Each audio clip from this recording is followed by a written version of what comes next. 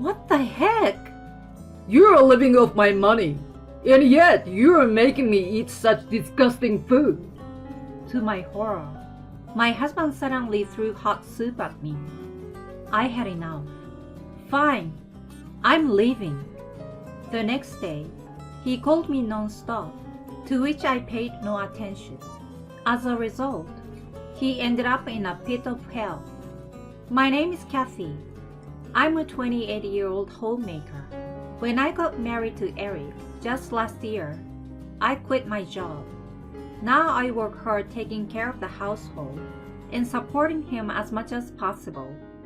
I keep our home squeaky clean and try to be creative with my cooking every day. Eric works diligently and earns a decent income for us. While we don't have an affluent lifestyle, we live comfortably and often go out together on his days off. We first met at work.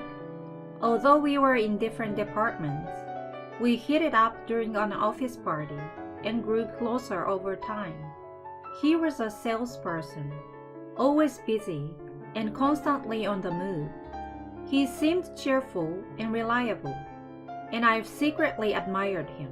So when he first spoke to me, I was ecstatic. After that, he continued to initiate conversation with me at work, and we exchanged our phone numbers. He started inviting me out, and soon he told me that he had feelings for me, and we became an item. I never expected such a turn of events, and it made me realize that life was full of surprises. Our relationship progressed smoothly. We kept it a secret in the office, which added more fire to our romance. He was so loving and sweet during our courtship, and I always cherished the fun times we had together. About a year into our relationship, he popped the question. I want to spend the rest of my life with you. Will you marry me? I was over the moon at his proposal. Of course, I said yes, and we decided to tie the knot. I wanted to get married in my 20s, so it was my wish come true. We wasted no time introducing each other to our families, and then had a beautiful wedding ceremony. We weren't into anything lavish, so we had a modest and budget-friendly one. It suited us perfectly and became a memorable and blissful wedding. Whenever I look at the wedding photo that's displayed in our living room, it reminds me of that day, making me smile. I remember how thrilled I was about the start of our new life together. Our honeymoon period was as euphoric as it could be. Even now, after a year of being married, we are so in love, and I have no doubt that we'll continue to have happy days ahead. Though, Eric's been acting strange lately. It's hard to explain, but he doesn't seem interested in having a conversation with me. Even when I try to initiate it, his responses are short and simple.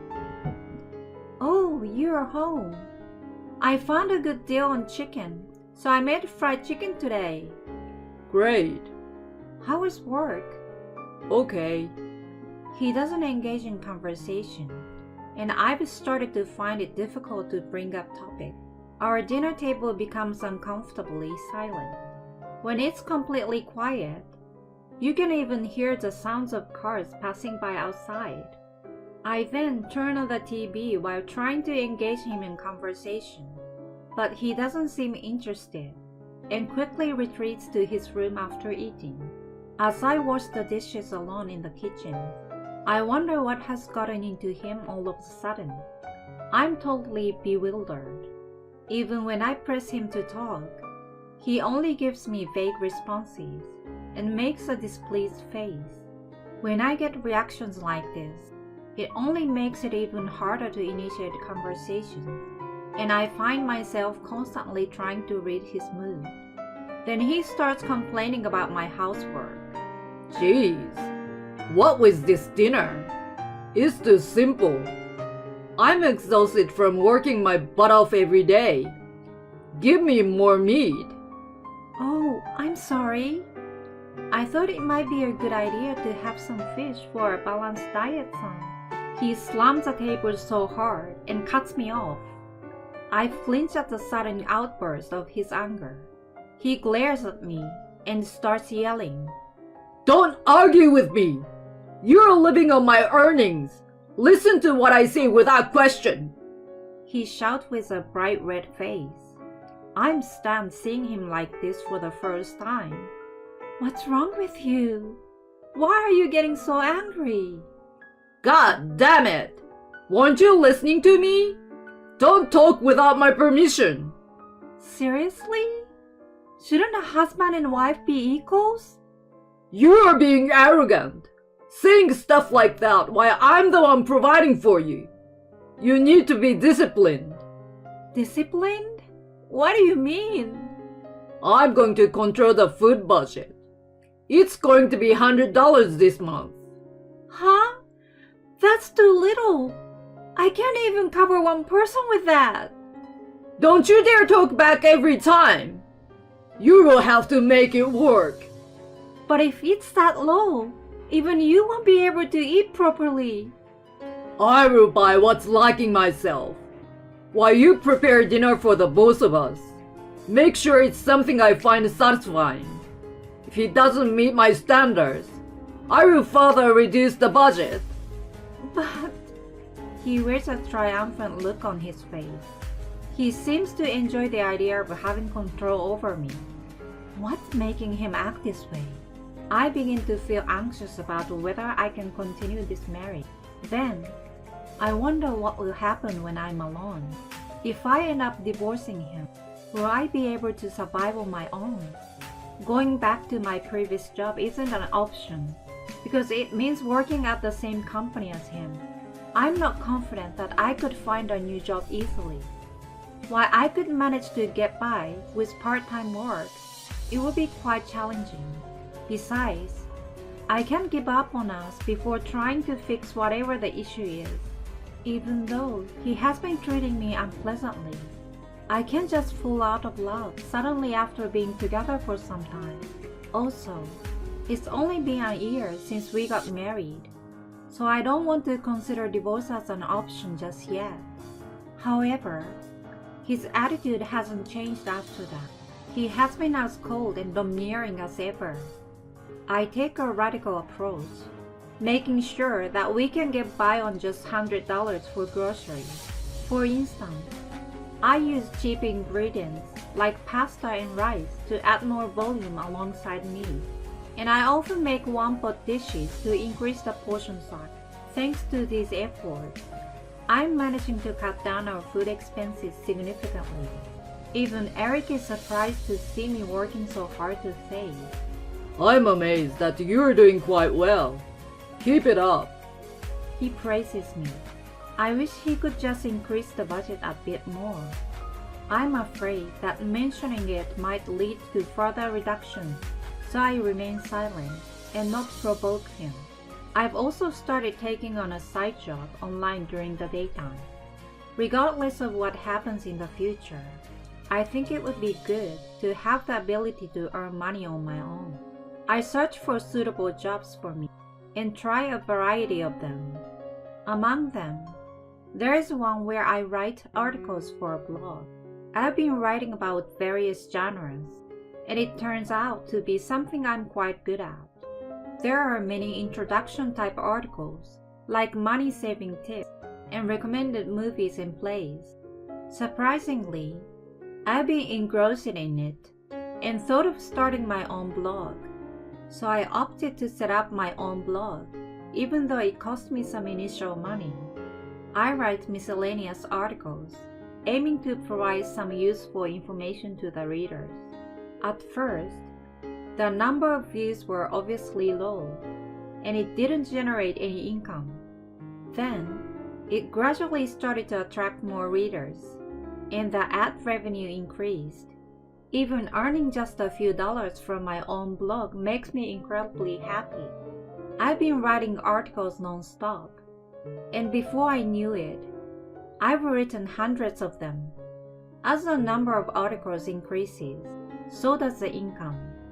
Meanwhile, Eric's been coming home later, and there are more days when he doesn't eat dinner at home. So, the time I normally spend on cooking and cleaning up afterward becomes open, which gives me more time to focus on my blog. Having something I can passionately pursue, along with the confidence from earning my own money, reduces my stress. Despite receiving a minimal food budget, I've been managing to provide proper dinners by adding my own earnings. I'm leading a fulfilling life, but my happiness seems to bother Eric. His attitude toward me is getting worse now. You always have that annoying cheerful smile pasted on your face. Unlike you, I work every day, enduring unpleasant situations, you know. Being a full-time homemaker, just doing housework and having a leisurely time seems carefree and nice, huh? But do you understand that you can live this way because of my money? He shouts, his face red with anger. I know better than to provoke him when he's being unreasonable. Yes, I do. I know I can't live without you. If you understand, then stop acting in a way that irritates me. Yes, I'm sorry. When I become more submissive, he gradually improves his mood, and further arguments become less frequent. Sometime after that, I make a discovery when I'm about to do the laundry. It's a receipt from a designer's brand store, found in Eric's pants pocket. What's more, it's for a woman's handbag. I can't fathom what's going on. I certainly haven't received such an expensive bag. That's when it hit me. My birthday is coming up soon. Could it be that he has secretly bought it for me? The thought excites me. Despite his recent cold shoulders, he still cares for me. From then on, I've been using my earned income to add a little extra to our food budget, allowing for more luxurious meals. He seems content, and he happily comments, "We've been having some delicious dinners lately." About a week passes, and my birthday arrives. However, when I say good morning, he simply responds with a casual greeting and says nothing more. I wonder if he has a surprise planned for the evening, so I keep quiet. For dinner, I think of making steak and buying some slightly expensive cuts of meat. When he returns home, I prepare the meat and serve it with a nice bottle of bread. Whoa, steak tonight, huh? Even a red wine. This is great. I thought we'd treat ourselves a bit tonight. Good call. Keep it coming. He says that with enthusiasm as he eagerly digs into the steak. But wait, nothing else? I watch in disbelief as he continues eating without saying anything. Then, he seems to notice my gaze and wears a confused expression. What's wrong? Aren't you eating? Oh, well, do you remember what day it is today? He ponders for a moment and then gives up. No, I don't. Was there something special? It's my birthday. Oh, oops, sorry, I forgot. He looks slightly awkward, realizing he has forgotten his wife's birthday. I've been really busy at work, you know. I even forget my own birthday. I don't remember until someone reminds me. So, it's your birthday, huh? Happy birthday! Let's make a toast. He clinks his wine glass against mine. Then he goes back to enjoying his steak. At this moment, I became certain that branded handbag he bought isn't for me. It's for someone else. I made up my mind to hire a private investigator to look into his affair. Within about 2 weeks, they gathered plenty of evidence confirming his infidelity. Indeed, he's having an affair, and there are multiple pictures of him going to hotels with his mistress.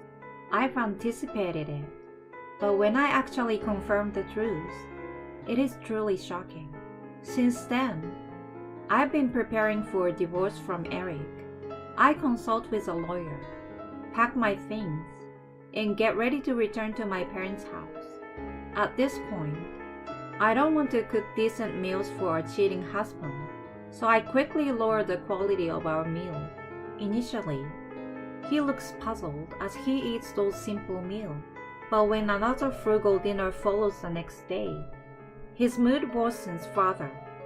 Hey, haven't our dinners been awful the past few days? You were serving generous stuff like steaks before. There's not enough money. We have to make do with a tight food budget. What did you say? His face turns crimson, clearly not liking my tone. Who do you think you are, giving an attitude to me? Again, are you going to play the authoritarian husband? What you're doing is nothing but mental abuse. There's no respect in that. Don't you dare! Are you insulting me? What the heck? You're living off my money, and yet you're making me eat such disgusting food. To my horror, he suddenly throws soup at me. I thought you'd behave yourself for a while, but you're getting cocky again. I won't give you a single cent for food anymore. He shouts angrily. I have reached my breaking point. Fine, I'm leaving. Yeah, get out! I'd already packed my bags, so I walked out immediately. I get into my car and head to my parents' house. They already knew about my plans to divorce, so they welcomed me with open arms. The next day, Eric bombards me with calls, but I ignore them all. He probably didn't believe that I'd actually leave. Perhaps he thinks I will spend some time away and eventually return on my own. Not in a million years. As a result, he will end up in a pit of hell. I quickly find a good divorce lawyer. I've shown proof of his affair and explained in detail about the mental abuse I had received, not to mention the incident with the soup, which, while not boiling hot, was hot enough to warrant as assault charge. Eric and I have been communicating through our respective lawyers. He's surprised by the extent of my demands and the evidence I provided for the affair. Initially resistant, he came to realize that he couldn't overturn the situation, and he had to accept the divorce and compensation. I spoke to my ex-colleagues who still work with him, which had the intended consequence of exposing his true nature in his office.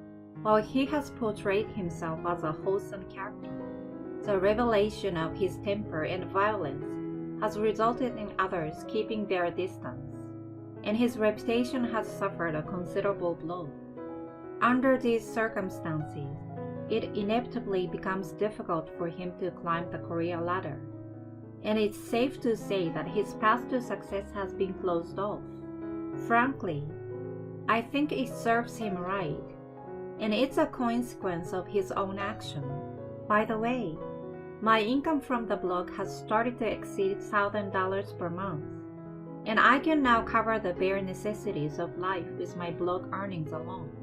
In addition to that, I work a part-time job 3 days a week, and with both sources of income, I'm earning around $1,800 steadily.